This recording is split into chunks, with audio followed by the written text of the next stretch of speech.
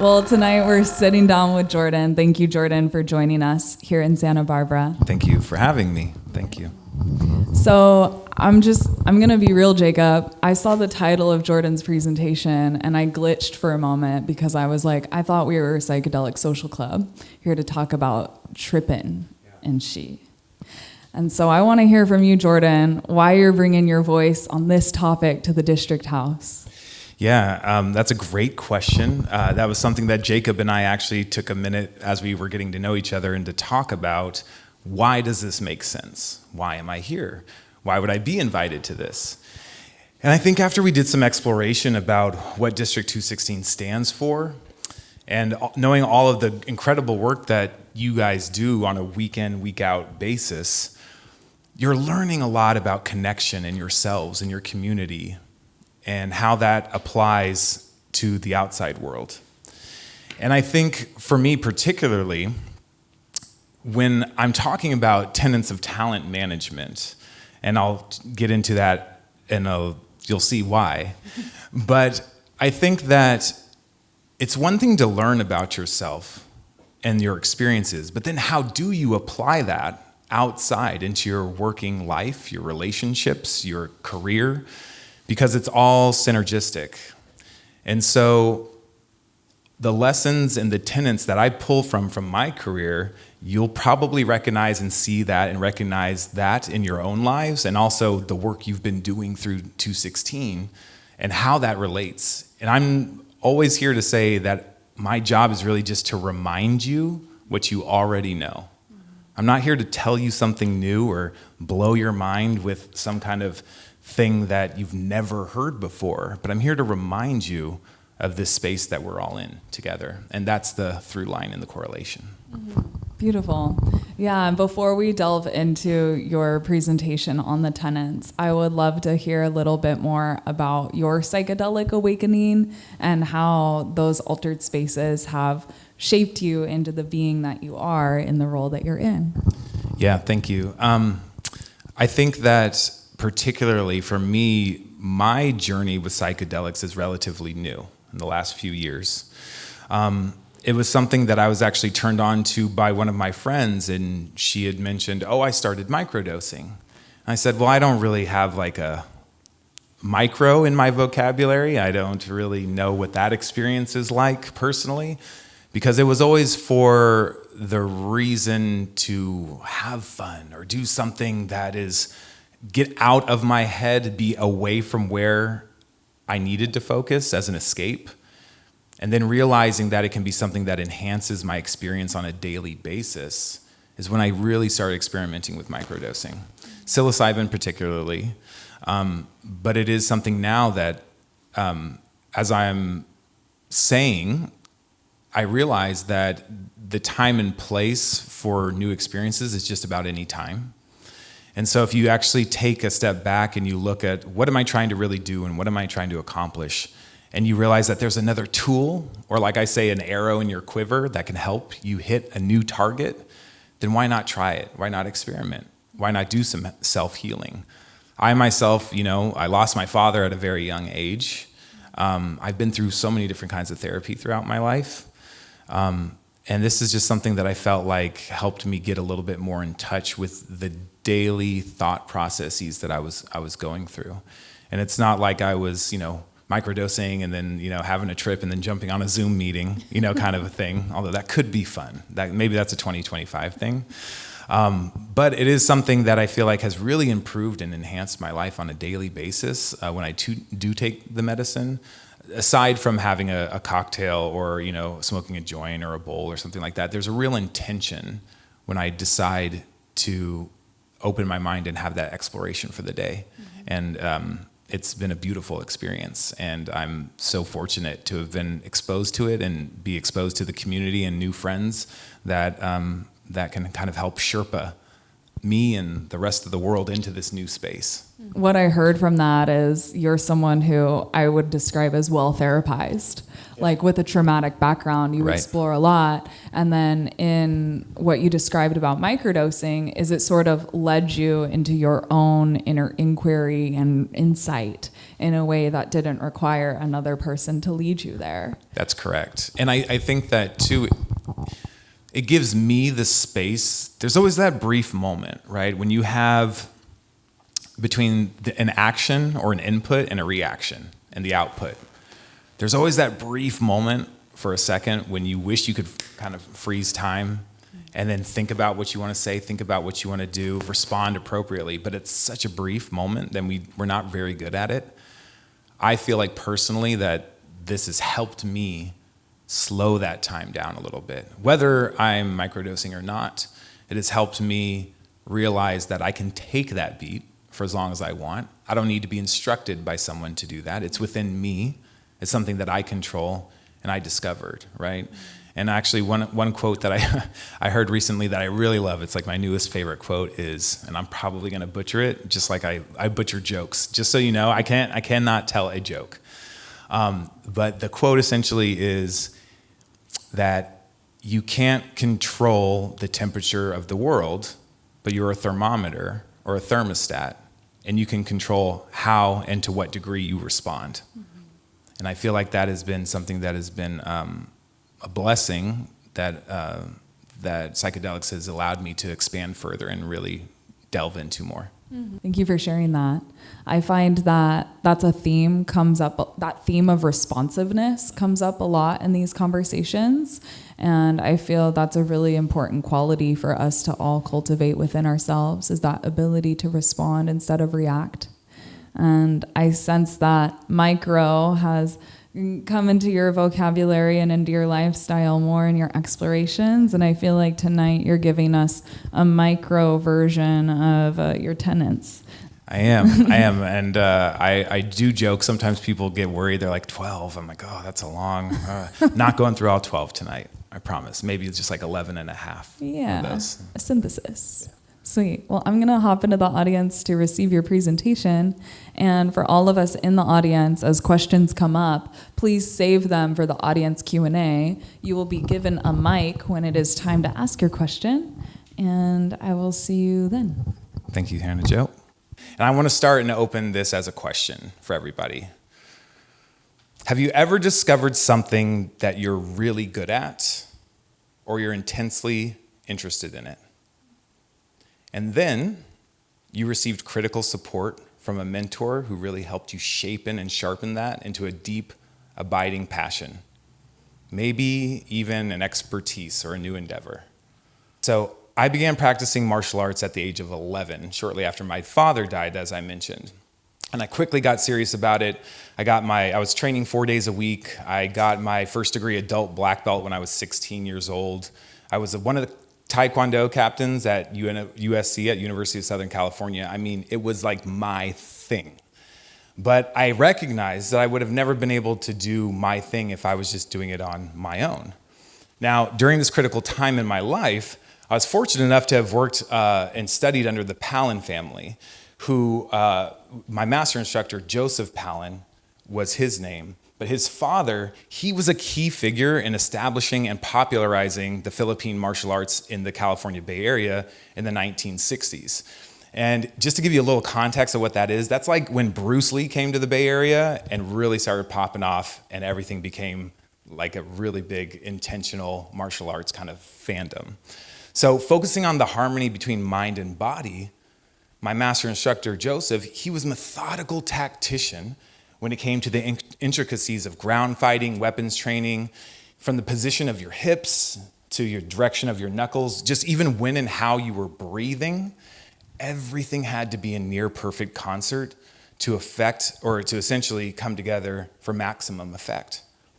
So furthermore, I would say that the way he taught, regardless of the student's skill level, was in and of itself like a master class. He could take the most complex moves and break them down to their simplest components, where anybody, any student at any skill level could absorb it and better execute almost immediately. And then furthermore, he would overlay the physical aspects with easy to understand concepts. So this became a game plan, an actual path forward. Now, I'll be honest, this doesn't mean I never got the crap kicked out of me, because I definitely did. But losing was a part of learning and became a part of that path. And the one thing you'll learn as a student of a master without even trying to realize it is gratitude. That someone really gets you, sticks with you, takes the time to be with you, help teach you. And then when you feel the magnitude of that gift later on in life, it's easy, or more easy, hopefully, to be persuaded by the idea that you should give back, right? So this talk today is essentially a microcosm of what I just described, but not about martial arts. And where it led me, what I learned along the way, and what we may infuse it with our own learnings of what we call today leadership. So I think leadership is just another way to say talent management. So I came up in my career as a traditional talent manager. I went to school at USC for music and business, and I worked with all kinds of different talent throughout the course of my career. Actors, musicians, thought leaders, CEOs, and these were all essentially celebrities, right? So as I achieved some success in the field, I started to get kind of cold called by recruiters, which were super exciting. They would present an amazing opportunity, it would sound awesome, and then all of a sudden they would drop the hammer.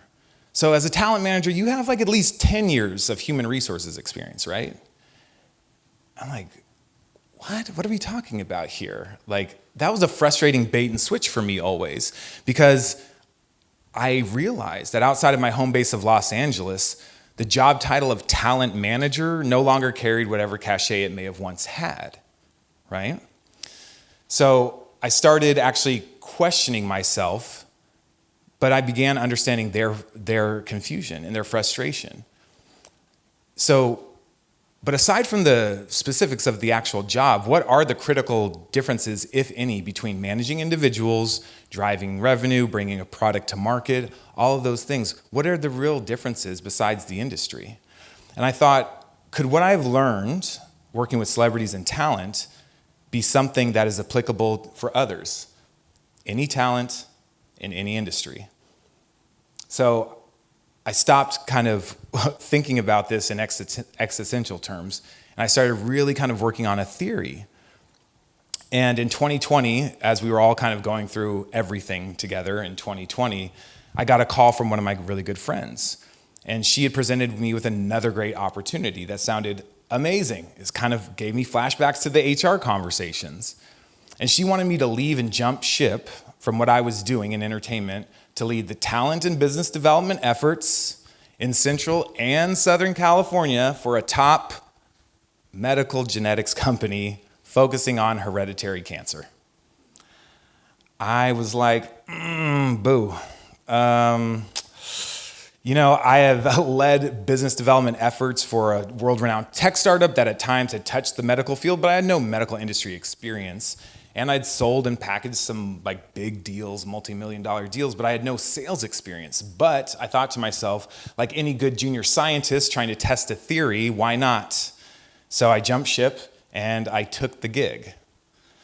So my theory solidified to everyone is a talent. And anyone can grow to become an effective talent manager. So I'm going to ask you another question really quickly. Who here likes, let's say, sushi? Like, love it? I saw those hands go up fast. You like, love it? Let me ask you.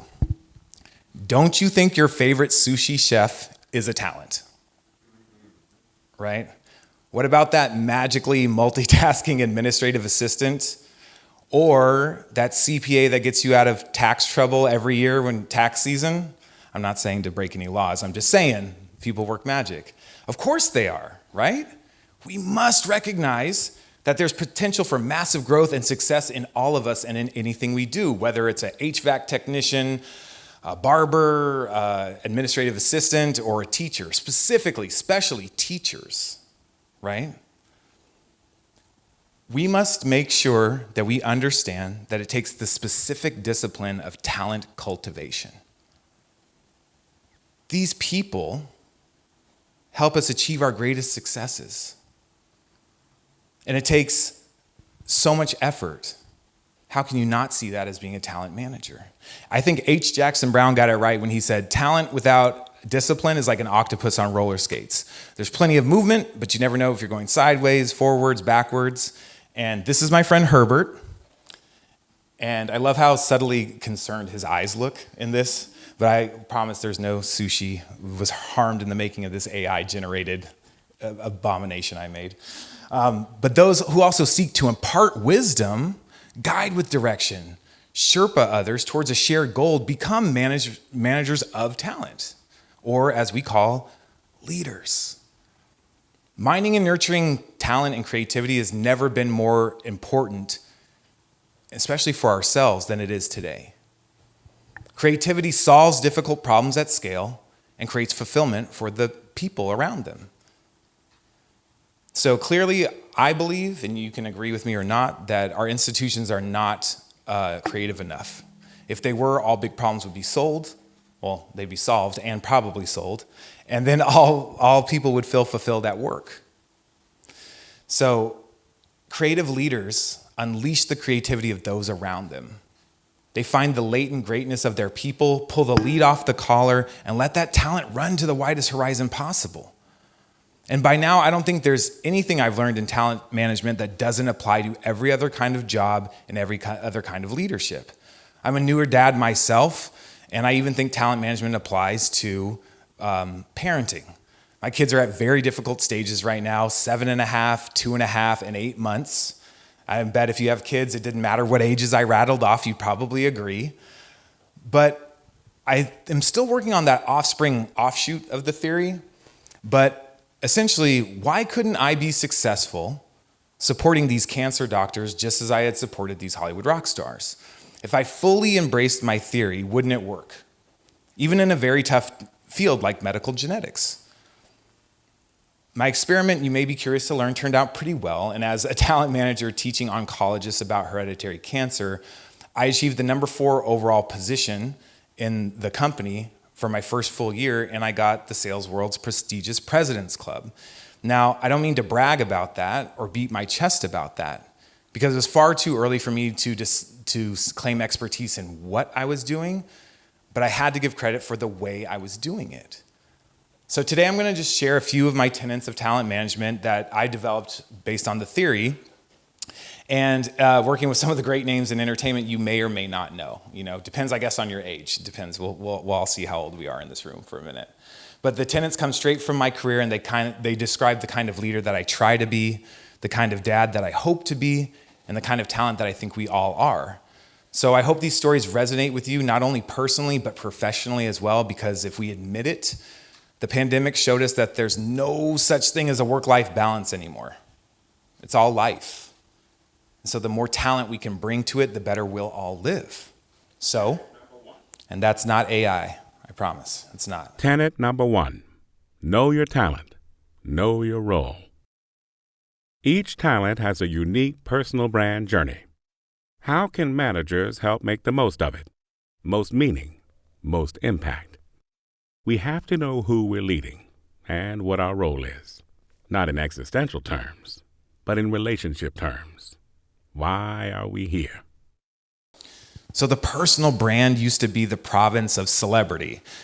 Talent agencies, managers, publicists, all these people would come together to create and help mold an entertainment media persona that the talent would have to live up to.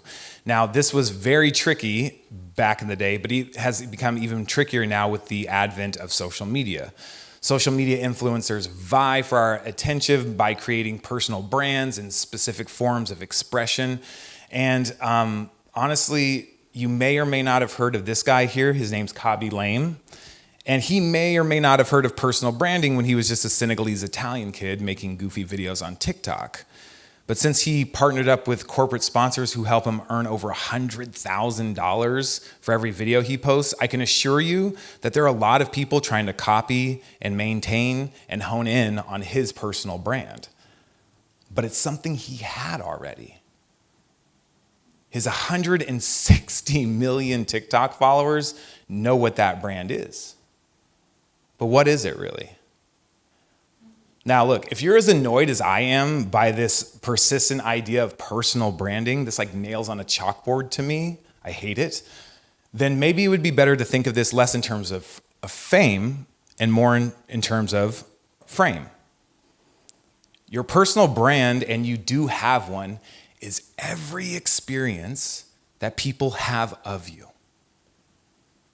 Whether you're home with your family, you're at a coffee shop with a barista, Zoom meeting for work, there's a frame that you provide by being who you are and particularly who you're not. And other people fill in that frame with the ideas they have of you and the portrait they have of you. But it may make more sense to think of it less in terms of a frame and more in terms of a series of pictures, more like a movie, because we change. And even if we don't change, the world around us is constantly changing, seeing us differently over time. So consider your personal brand journey, or as I like to call it, your PB&J. It was like low-hanging fruit for me to call it that. It was like right there. So it's who you are on the inside, sandwiched by what the world experiences of you. If the inside and the outside really do go together, that's authenticity. If you're the talent and you know the type of experience you want to give to the world, who can help you deepen it, sharpen it, make it more meaningful, more impactful? I think that you may have a great boss or a life coach or a spouse, a partner, or a community like District216 that care about you not only as a person, but also developing your professional career as well. That is a talent manager. We're surrounded by these people. And vice versa. If you are a talent manager and you are trying to inspire others, employees, and intern, even your own kids, the first imperative is truly knowing who you are. And depending on how developed that PB&J already is, you may be a very significant influence in further developing it with them. So you have to ask yourself, why am I in this role? What can I do to add the most value to them and their personal brand over time? And then the most critical part, then you have to take the step to ask them these questions. So another quick little exercise. Think of a talent. Now that we've kind of had that baseline, think of a talent in your life. How can you frame a productive experience with their entire brand in mind, strengths and weaknesses? What is the ecosystem of support that you have for them? What they're best at? What they need more work to do? Is there a path forward to help create this best journey for them? And what if a talent could see beyond and behind the curtain and actually can contribute to the overall ecosystem transparently? So this first tenet is about when I was working and doing creative development at VH1 for a show I was working on called The Linda Perry Project. And if you don't know, if you've never seen it, it highlighted the journey of aspiring singers and songwriters working and vying for a record deal under the tutelage of singer-songwriter, legendary music producer Linda Perry. Now, Linda Perry, you may recognize her. She's probably one of the most prolific songwriters in the last 50 years.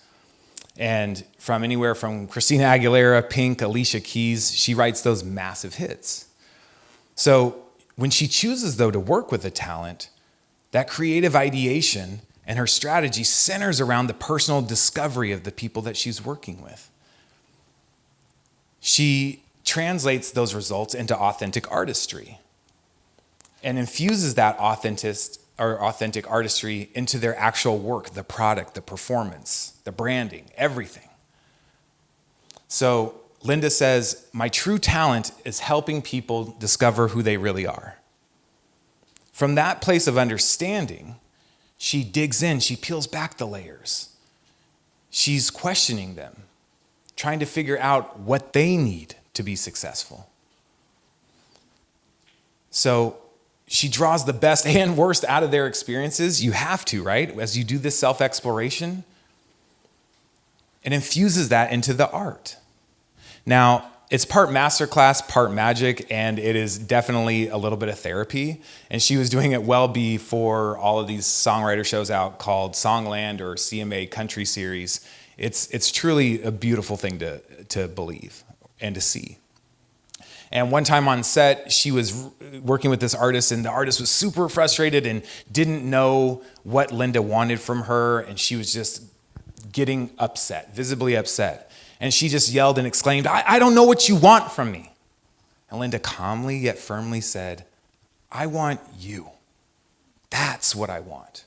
Linda digs and digs and digs, peeling back those layers and pushing you towards uncomfortability.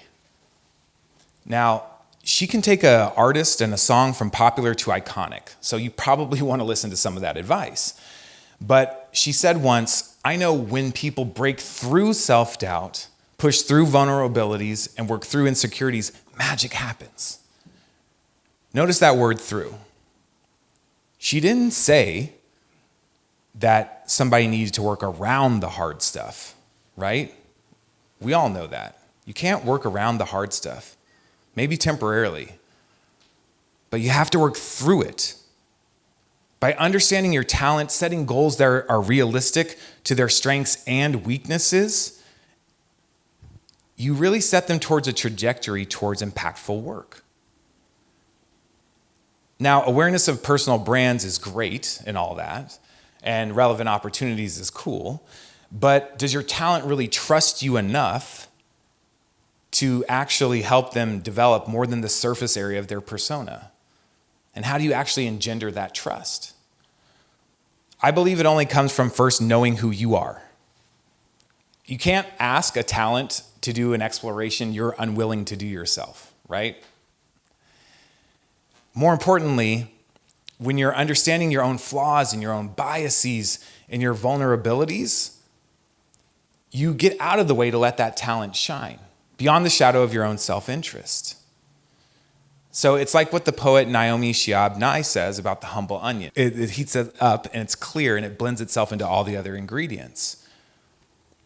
And she describes its utility in cooking as a traditional, honorable career. For the sake of others, disappear. Or as the former NFL player Trent Shelton said, your transparency will lead towards other people's transformations. So definitely, let's be aware, and myself, poets, football players, onions, I'm totally down to steal knowledge from just about anywhere or anything, right? So the first lesson of that first talent is know your role, know your talent, and think about what are your own ways of knowing. This brings me to my second tenet of the day. Tenet number 2, listen to build trust. It seems obvious. To understand someone, listen. But most managers are terrible listeners.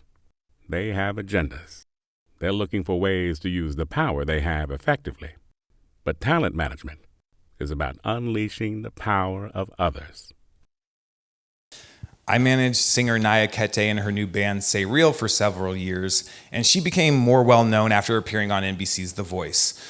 She's one of the most fantastic songwriters, singers, media personas, or personalities you've ever seen in your life, and one of the most all-around talented people I've ever been around.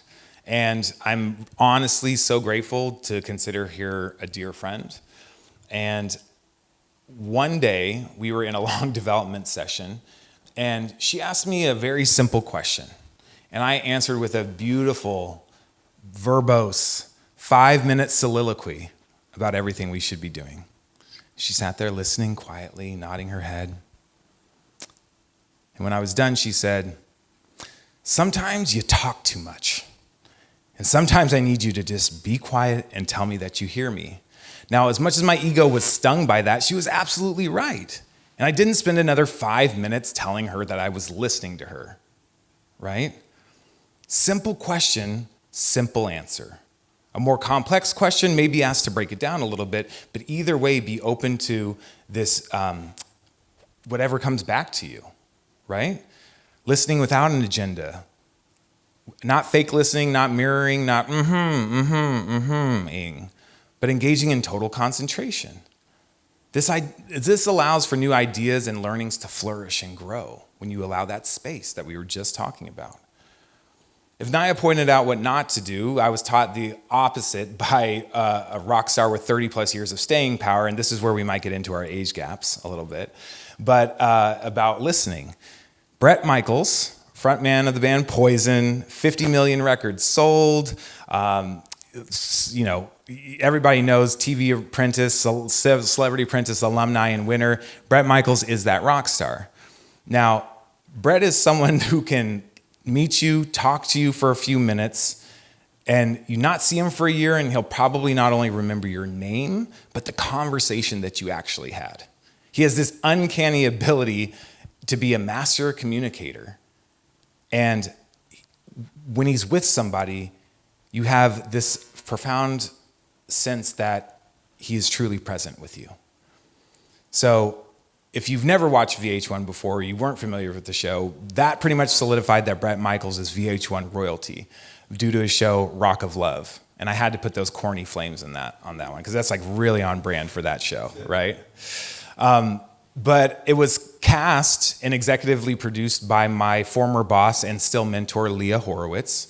And she later gave me the opportunity to cast the show I Love the 2000s, which I promptly casted Bret in that show. So you cast what I'm saying on that one? Yeah. I had to do one corny dad joke. Like I had to. But when I went on to meet him on his shoot day, it was a great session. There was all this on-set activity swirling around him, but I was really surprised that his presence and who he dealt with, regardless of who they were, seemed total and absolute. And it was a kind of attention I could only describe as absolute. So I had the sense as we talked that he was talking only to me, listening only to me, that it was just the two of us in this room. And flash forward to a year later, our team brought him back in to discuss another opportunity. And when I went to go meet him downstairs, before I even had the chance to reach out my hand and say, "Hey, Bret," he said, "Jordan, hey, how are you, buddy?" And like a giddy fanboy, I was like, "How do you know my name? Like, what is this?" I was very surprised. And he said, "Of course I remember. We talked about A, B, and C. You directed me on those X, Y, and Z lines." And then he asked me a question that really tripped me out. He was like, "How's being a newlywed?" I was like, "Shit." I was like, "You remember from over a year ago that I was just about to get married from that one conversation? I don't even know what I had for lunch last week, let alone could tell you a conversation that I had." And I thought, he's the star, I'm just the development guy, and he remembers all of that. What is he doing? So I started to actually brief him on what he was actually there to say and do and be a part of, and he stopped me, and he pulled me off that. And he wanted to know more about what was new in my life, what was exciting, what were some of the things that were challenging for me. And I saw in that moment why the world loves Bret Michaels. Now, to this day, I evangelize Bret as being one of the most attentive and sincere individuals that I've ever had the opportunity to meet. And I've witnessed his engagement from the lowest level production assistant to the senior most C-suite example or executive. And it's the same thing. Clear and present focus and attentiveness. His empathetic listening elicits the trust of those he communicates with. And the last time I ever worked with Bret, I joked with him about his steel trap of a memory, and he quietly and calmly just said, "Of course I remember. I value the conversations that we've had." Like, swoon, right? Like, I mean, like, if I wasn't already married, you know what I'm saying? Like, but listening to build trust elicits the aspirations of those around you. And it may also embolden them to go to war with you. And what I mean by that is every organization goes through times that feel like a struggle for survival, whether it's infighting, threats from a new competition, or say, I don't know, a global pandemic, right? We've all been there, especially in these last few years.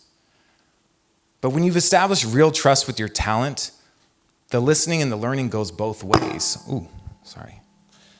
And directives don't just feel like marching orders, but a shared sense of purpose. I'll say that one more time. Directives don't just feel like marching orders, but a shared sense of purpose. And maybe there's something a little bit more here. Maybe there's a sense of welcome. Because when I call Bret Michaels listening empathetic, I don't mean that he feels what the other person is feeling, right? But I know that he feels genuine interest.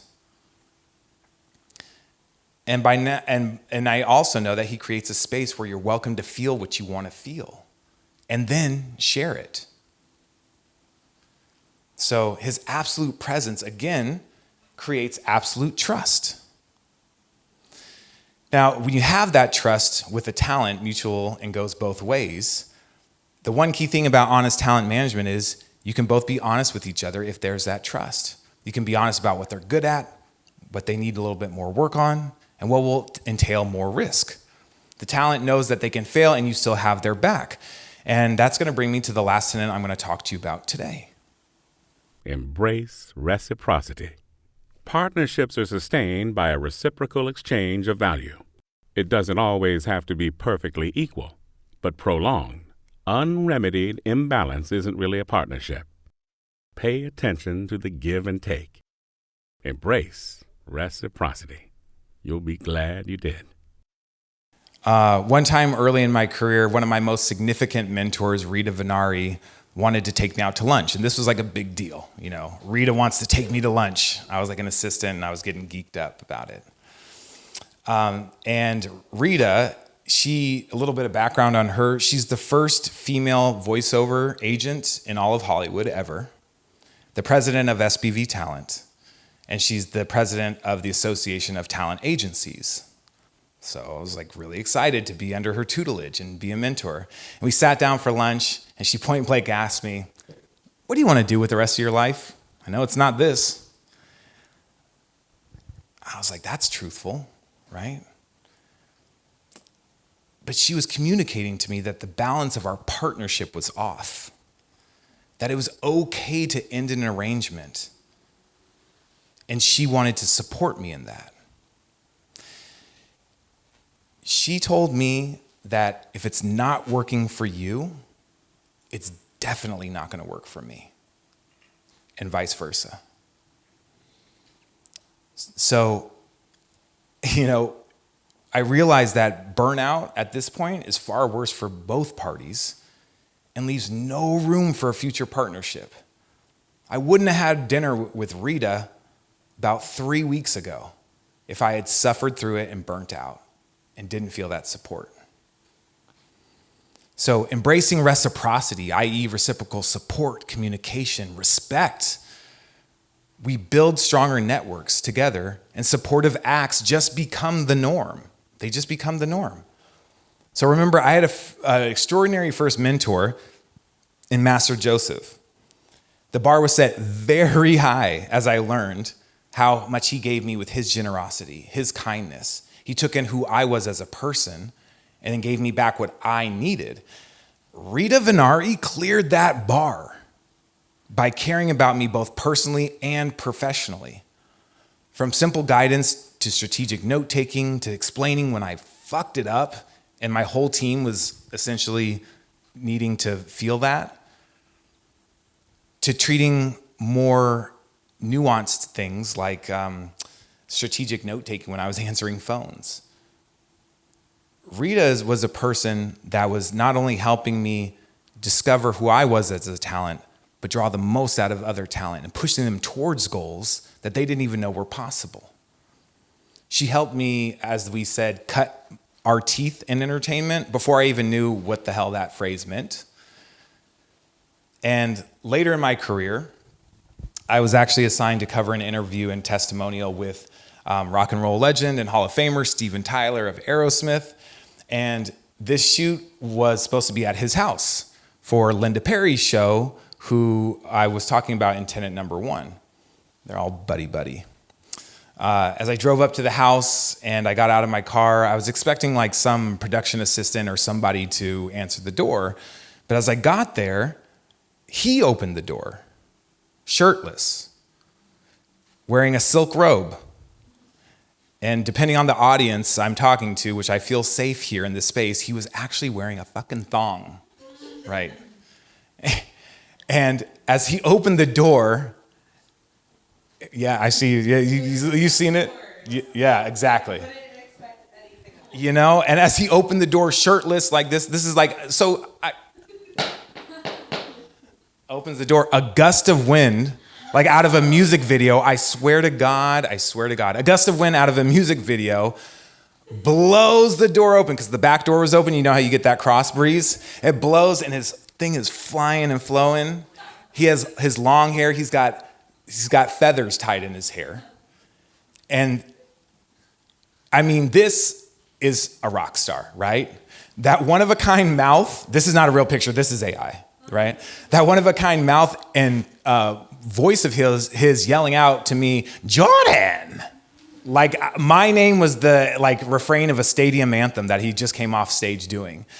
And I mean, all he had to do, though, if we think about this, he just had to bring himself to the door, be Steven Tyler, and he applied his, outsized persona, but whoosh, the rock god summoned the wind and the silk robe danced upon it. I'll tell you that. But this is something that we think about. I'm going to pause there. I'm going to say, this is something that I think everyone needs to experience at least once in their life. A door opens up and a famous singer, your name explodes from their mouth. I mean, that's the shit right there, right? But I think that now that I'm saying this, it's not a calculation that he made, but he just brought to the moment his outsized presence, his persona, and his voice to utilize for the max in that moment. Now, I don't think it's necessarily a calculation he made to impress me, but at that point, what wouldn't I have done for him at that moment? This is a guy who knows how reciprocity works, and he works at it. So the shoot of that kind that we actually were doing that day is generally pretty simple. Honestly, we always call talent management glorified babysitting, because that's really kind of what it is. The goal really just being that the talent wants for naught. And it's usually pretty fun. And he, though, was oscillating between instructing his assistant, like a project manager. He was telling this other crew to do this other thing. He was signing a deal with his lawyer who was on site for another deal. And he was attentively communicating with my production staff that was there on site. Most of that had nothing to do with what I was there for, which made me kind of nervous. Because you could tell that he was dedicated to the outcome of every single thing that he was working on, all with meticulous procedure and care. So when my crew was done setting up, I saw that he was on the phone, and I just walked over to him. I said, hey, Mr. Tyler, just so you know, we're ready for you on camera whenever you are. Take your time. Internally, that shit translates to, Mr. Tyler, please get off the phone. We have not a lot of time to do this. There is so much we have to get done. Please don't take too long. I can't pay this crew overtime, and I want to keep my job. That's what that shit is. So you have to kind of suck that up. But when I was done seeing him do this orchestra kind of performance with all these people around, I was shocked and I was surprised, because he immediately stopped what he was doing and he told the person on the phone that he would call them back. Now, you could tell the person on the other end of the phone was pressing him for a realistic ETA. And he just calmly and simply said, after everything is done, for Linda. He was fulfilling a personal commitment he had made to her and honoring the time commitment of the people there bringing that vision to life. Now, he wasn't going to get some kind of professional benefit from this 30-second TV promo that I was doing with him, but he was committed to doing something that for one of his people who had helped him previously, right? To help them succeed. This is all about being 100% vested in the people who have helped you succeed and vice versa. Even if it's totally altruistic, we have to recognize there's a particularly gratifying satisfaction when you help a talent achieve something. So paying it forward is beautiful, but paying it backwards, that is essential. That is essential. So Either way, you're simultaneously paying yourself, if you want to think about it that way, by deepening this groove of generosity and extending out to your network this opportunity. So it's really true, the old cliche is true, that the good you do comes back to you. Reciprocity, coincidentally, is contributing factor to the overall success of your entire professional network, precisely because, a single small act of reciprocity can echo throughout your entire network because it is a network. People remember good things and they try to replicate those. Now, this is also a principle that I believe transcends the corporate structure of any level of wherever you are. Because even when there's a strict hierarchy within a job or an organization, it can still feel like an organization of, I don't know what else to say besides, it can feel like there's partners driving towards mutual success, right?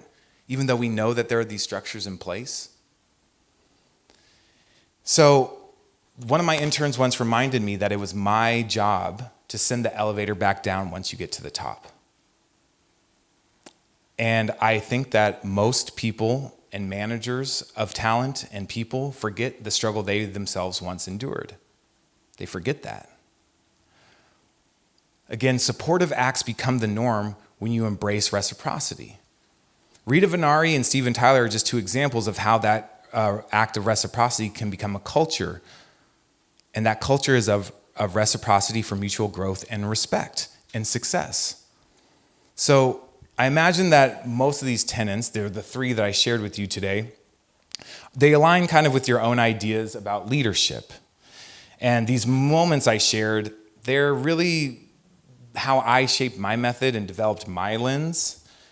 And aside from what resonated with you today, what are some of your ways that you think of these moments and how they've shaped your core tenets?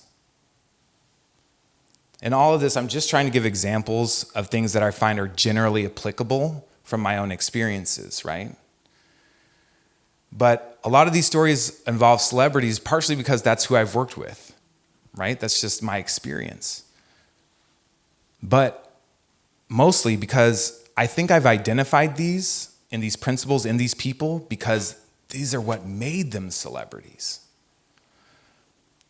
I'm not knocking Bret Michaels when I say that, do you really think that's just his gift as a singer that made him the front man of a band that sold 50 million records and then made him a TV star? No, I don't think so. I think he'd be the first one to say that there are plenty of other singers and songwriters and artists and guitarists that are better than him in a lot of those ways. But he has something that everybody wants. He connects.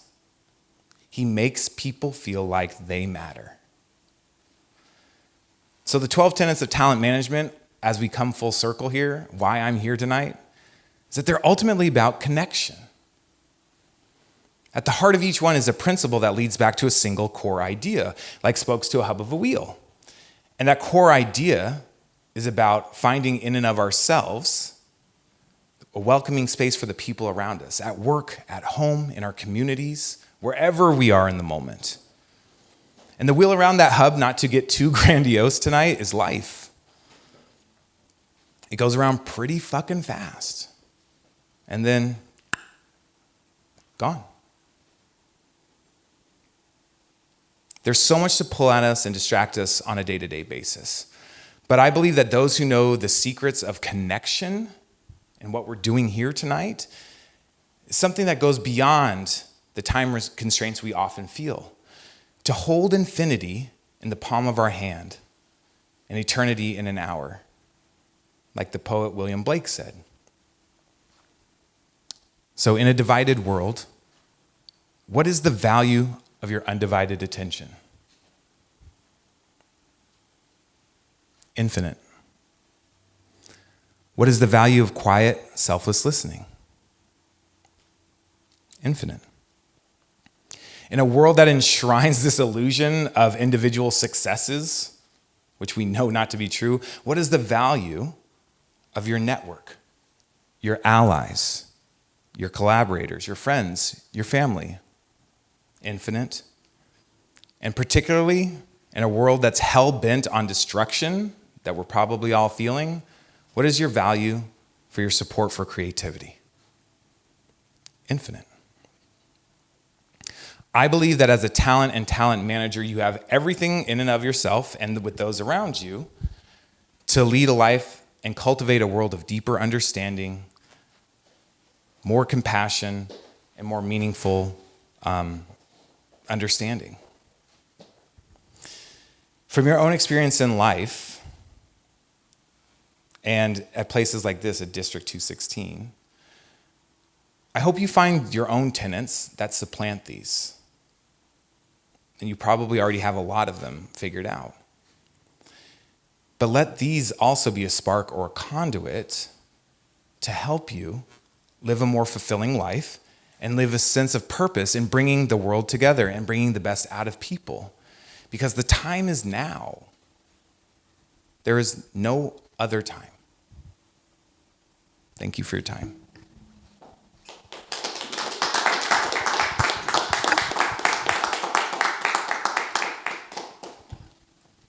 Well, thank you for bringing such a vibrant visual and your full authentic self into that presentation. That was really wonderful.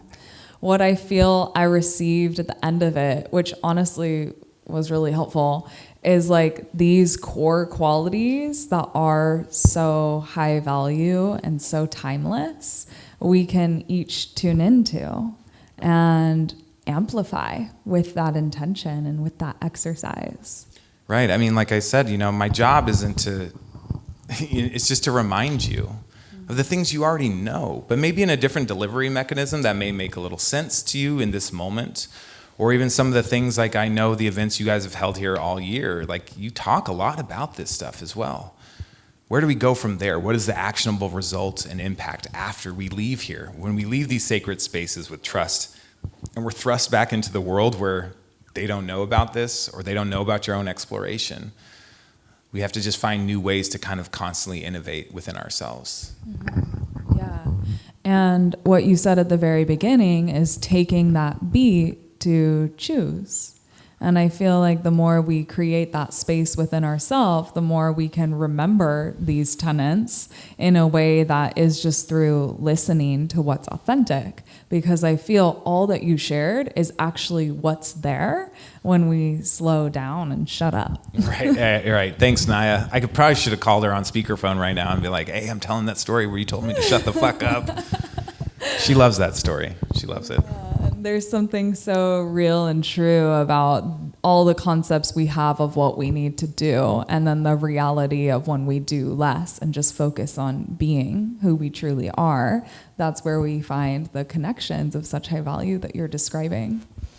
Yeah, and I think one of the things I always like to talk about in a casual setting after the fact is like, all these people, when you say celebrity, it begets this like idea of like, oh God, these people. But I think when we all peel back those layers like Linda does with our authentic self, we see that we're all just people. I liken to seeing, I saw Ben Affleck on the street here in San Diego today. Seriously, I did. Or where am I? I'm in Santa Barbara. I saw Ben Affleck today getting something from a thing. And I always think of when I see a celebrity on the street, I'm like, most people are like, ooh. I'm like, this is just like the popular kid in high school, like the football player walking down the hallway. I don't see him very often, but when I do, I'm like, oh yeah, that's Ben, right? And I think the thing that I love about these stories is these are just people. Like we know them because a camera's in their face all the time, but if you really listen and you find the right ones, they have something really valuable to add. And these are some of the most significant learnings that I've learned, is because they just blew my socks off unintentionally by teaching me this, by being their true authentic self, because they're in tap and they're in tune with themselves. So I just think that's always good, like little context. Yeah, no, that was exactly my experience. Is like this presentation reminded me of my humanity, because when you were in the very beginning, like asking us to consider something we're talented at, my ego's like, well, I don't know if I can even come up with anything to respond to that question. And then at the end of it, I'm like, okay, that's right. Jordan empowered me to just remember. I reminded you. You already knew. You Yeah. already knew. Thank you for the reminder. Yeah.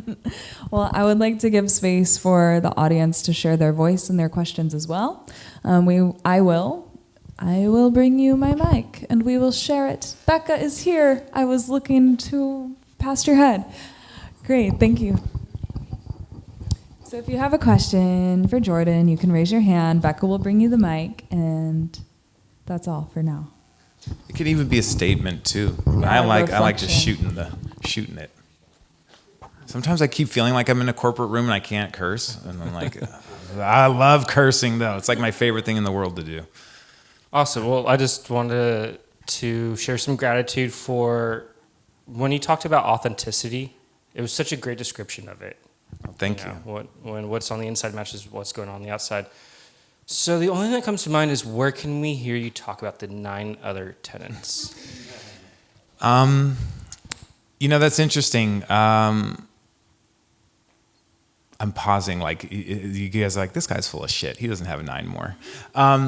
Honestly, when I speak somewhere, I always pull the tenets that I feel like are most relevant to the theme I'm talking about. That's why it doesn't feel like I'm being too prescriptive. Like I'm molding myself and what I'm bringing to you and the audience in your space.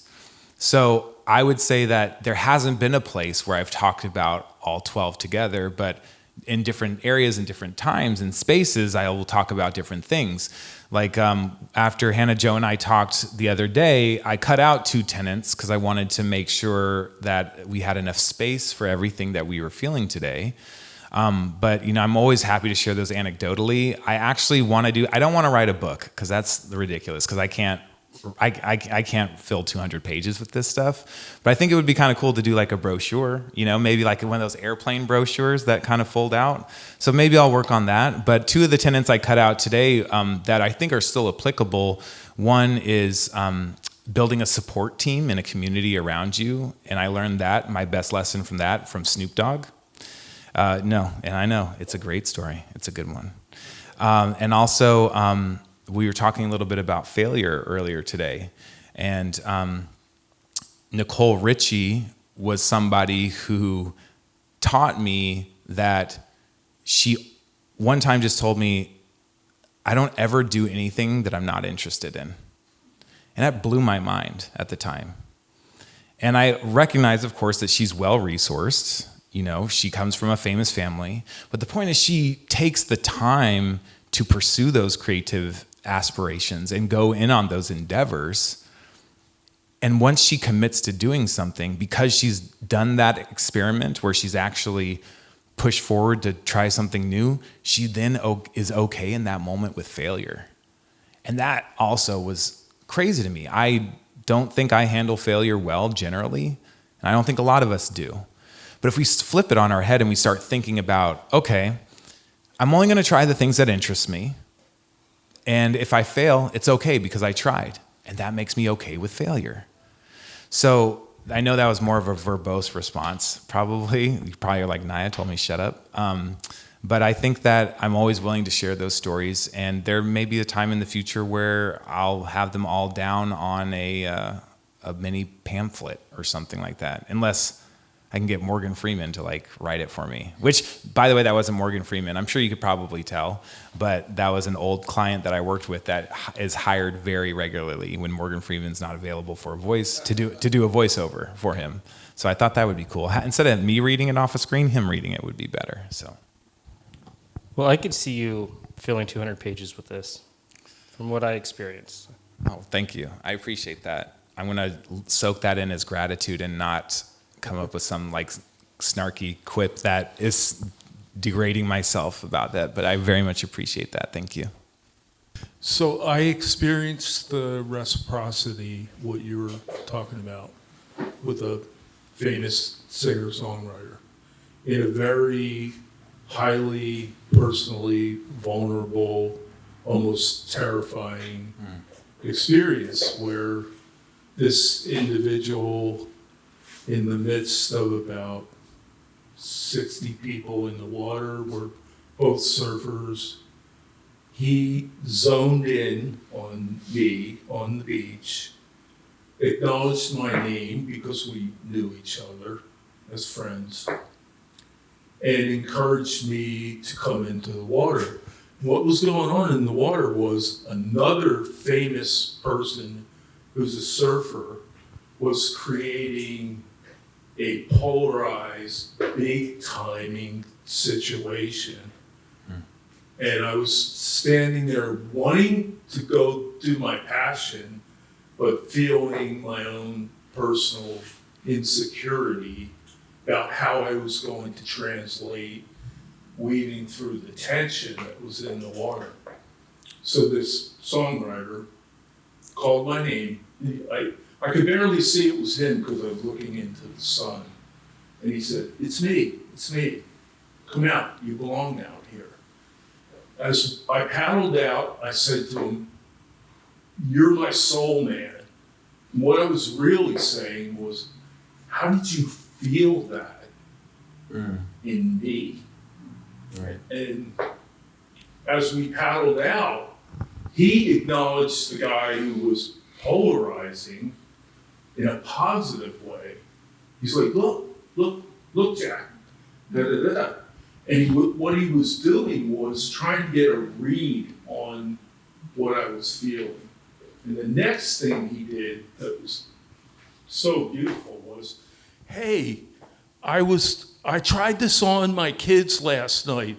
I have this idea for a song. What do you think about it? And he starts singing this song that he was singing to his children while they were sleeping the night before. So that reciprocity that you talk about, whether it's verbal or energetic, it works if you hold it in your belief system, which I do. In that particular time, he didn't know how far gone out of my body I really was based on my own personal limitations and vulnerabilities.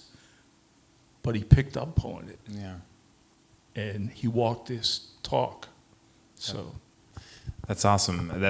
Thank you for sharing that. That's a beautiful story. And I think just to add and piggyback on what you're saying, when I wrote these 12 tenets, there is an order, and I do believe it starts with knowing yourself, knowing your talent, knowing your role. That's the tenet number 1. Tenet number 12 is reciprocity, right?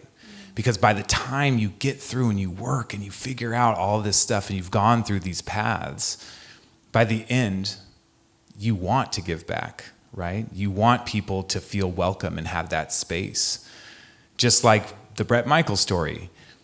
He probably knew that you wanted to come out there because previously he had listened to you and your desires and your needs and wants, and you built that trust with him, and that allowed you to embrace and actually receive that reciprocity. Well, if I had hidden in shame, I wouldn't be able to be seen by him.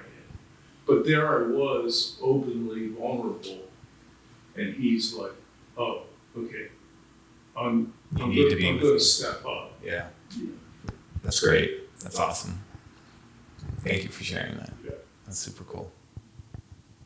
Maybe you should come up here and tell a story. You got threw a famous singer out. You got surfers. You got all this. He's like, no, I won't tell you about Mariah Carey and all these other people. No, it's a little too close to the bone in this room, so I'll leave it at that. No worries, of course.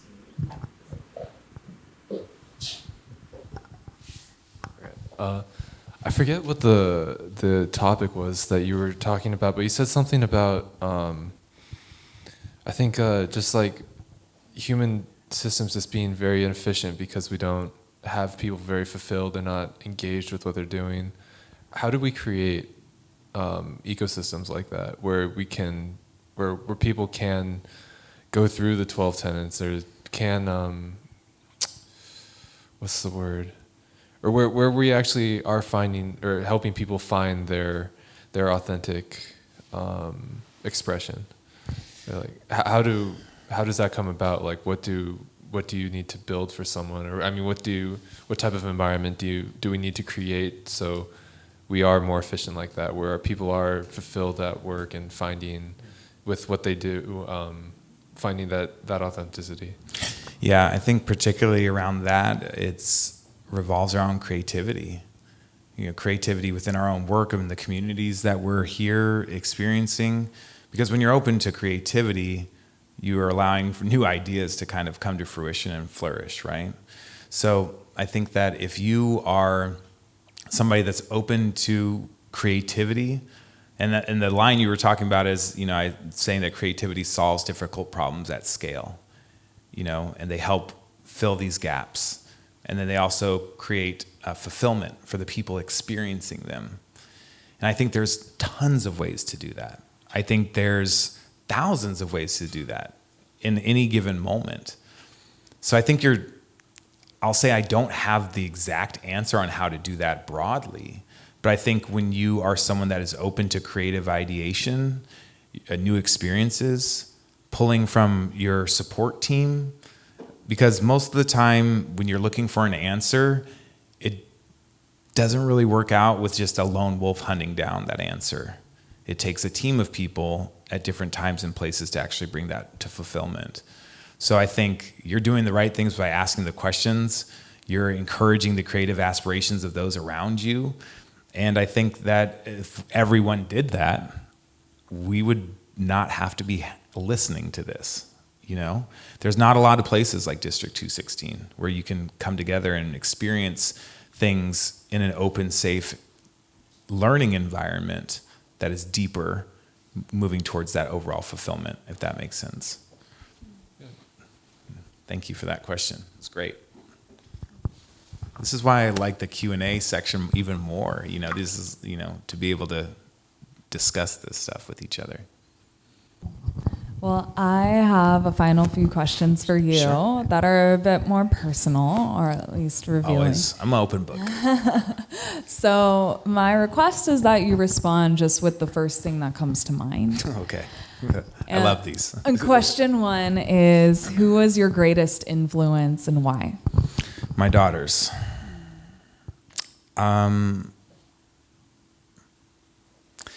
You get this reflection of who you were and who you want them to be at the same time. And it's constantly reminding me to be less harsh on myself. Because I don't expect them to know these things. Why would I yell at them for that or chastise them for this? I think that my daughters force me to reflect on myself a lot and my own past traumas and my own past experiences, and allows me also the space to give them a little grace and understanding. And at the same time, for me, that's always a little bit healing. Yeah, that's beautiful. Thank you. If you were stranded on an island with one book, what are you reading?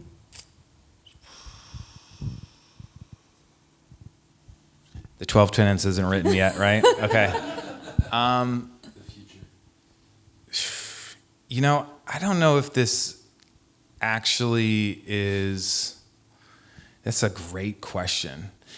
I don't know if I would actually take this with me if I had 5 minutes to decide, but the first thing that popped into my head was the Bible. And I'm not super religious. It's not like I would need to be praying all day, but I feel like what a microcosm of pretty much everything in humanity. Our deepest desires, of course, it's written by a man or men or people of the time over hundreds of years, but the lessons, same with, and I say the Bible, meaning most any religious script, like the Quran, the Old Testament, New Testament. I think these books that are a culmination of tools that people have used to write over generations to influence people. Influence them in good ways, steer them towards where they want in bad directions. So I think if I just had a desert island experience, I could really sit and read each line, each chapter, think and self-reflect. Well, what does that mean? Well, that's not what they meant back then. What does that mean for me now? Did they really mean that? Does that really mean a goat? Does that really, you know? So I think that would be an interesting one for sure to read, because I feel like that's one you could read over and over and over again and learn some different things. I don't know. But I probably would change my mind in 30 seconds. So. No, I like that creativity.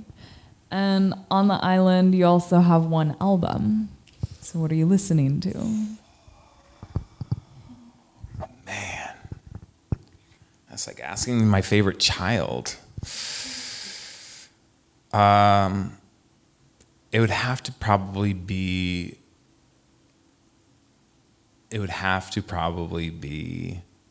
a classical album, probably from the Baroque period or Romantic period.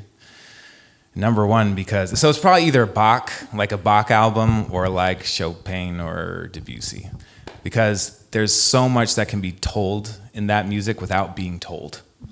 You don't have to know what it means every single moment you listen to it, since there's nothing directing you towards a specific idea or a feeling. It can take on something different. So it's very malleable. So I'd have to say something like that. And I'd probably be like crying every 2 minutes anyway, because that stuff always just is going to evoke someone like, why am I on this island? I'm like, yay, I'm on this island. You know, the next time you listen to it.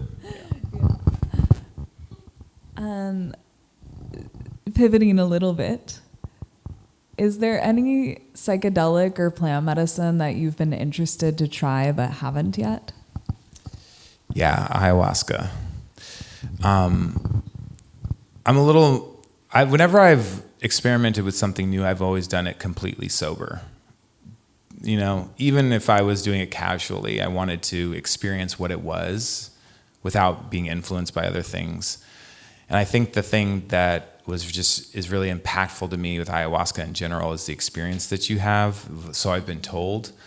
But this goes into a little brief story that when I lost my dad, my father died when I was 10 to cancer. And it was something that was really hard for my mother and I. I'm an only child.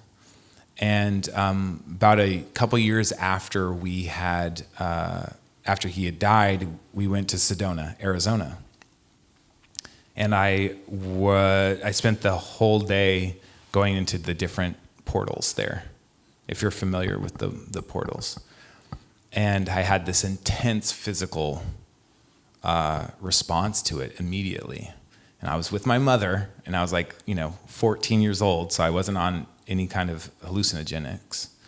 But I had this intense experience, and that night after I got home was the first time that I ever dreamed with my father. And I had this intense experience with him to the point where I could feel him, I could touch him, I could talk to him, and I woke up crying, all of the things, and just felt this deep, deep, deep pain. And when I tell that story to my friends who have done ayahuasca, they say that might be something that relates tangentially to it in a certain way, in terms of feeling those real feelings again and feeling that presence and that spirit and being connected, like truly connected, that I don't think anything else that I have done could get me close to there. But also it scares the shit out of me, because that also means I have to be open to receiving what actually comes with that. And just as much as I think I know and I've got a handle on all this shit, something else comes up in your life that is like, you don't know anything, So I think I'm most interested in exploring that. Mm-hmm. Yeah.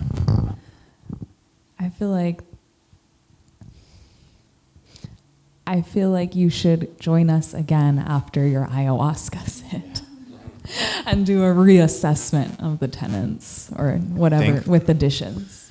Yeah. How do you think it would change or influence me in that way? Or how would it open? I can't say, but I do think that it would be clarifying to some degree. Yeah. That's interesting. Yeah. I feel like when I speak to people post ayahuasca, they're even further refined. And you already have such a beautiful channel and artistry Thank you. But to see that even further refined is of interest to me. Thank you. That's interesting. The joke in me wants to be like, I'd probably be like, oh, fuck these celebrities. Yeah. No, but that's really it's interesting to hear, and I think that actually even opens up the door a little bit more for me. Mm-hmm. Yeah. Thank you for that. Totally, you're welcome. And thank you for bringing your voice and your presentation to the District House. It was truly engaging, and I'm grateful that I got to be a part of the audience and receive the fullness of your presentation tonight. Thank you. I appreciate it very much. Do you have any final reflections or call to action for the audience? No, but thank you all for being open and inviting me here and being in this space, and Jacob particularly. This is incredible. And the only action item I would say is, again, like, forget what I said here. Like, think about what are some of your core principles and core tenets that you experience that mean the most to you. Because again, you may not like, the one story, but you may really connect with the other story. But I just hope that this, again, begets an opportunity for you to do a little reflection and realizing that we need to all be more connected in this world in multiple ways. And you don't have to be connected to everybody in every way. But if everybody was connected in one way, or we took a minute or that pause to find that connection in every person, I think the world would be a much better place. So let's do our due diligence and think a little bit.